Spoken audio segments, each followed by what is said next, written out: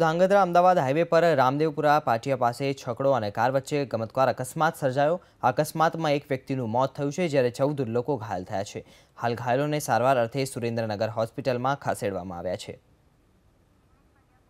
વિષય પર વાત કરવા સંવાદદાતા જિગ્નેશ પંડ્યા જોડાયા છે। જિગ્નેશ, શું માહિતી મળી રહી છે? આ એક્સિડન્ટ જે થયો છે, અકસ્માત જે થયો છે, એને લઈને શું વિગતો છે આપની પાસે? જે અમદાવાદ કચ્છ હાઈવે છે ત્યાં ધાંગધ્રા પાસે રામદેવ નામનું ગામ આવેલું છે। તે ગામના પાટિયા પાસે કાર પૂર ઝડપે આવતી હતી। તે દરમિયાન છકડાવાળા રોડ ક્રોસ કરવા જતા અકસ્માત સર્જાયો છે, જેમાં છકડામાં બેઠેલા 14 વ્યક્તિઓને ઈજા થઈ છે અને એક વ્યક્તિનું મોત નીપજ્યું છે। જે ઈજા થઈ છે તે બધાને સુરેન્દ્રનગર સરકારી હોસ્પિટલમાં સારવાર માટે ખસેડવામાં આવ્યા છે। જી, આભાર જિગ્નેશ સમગ્ર માહિતી બદલ।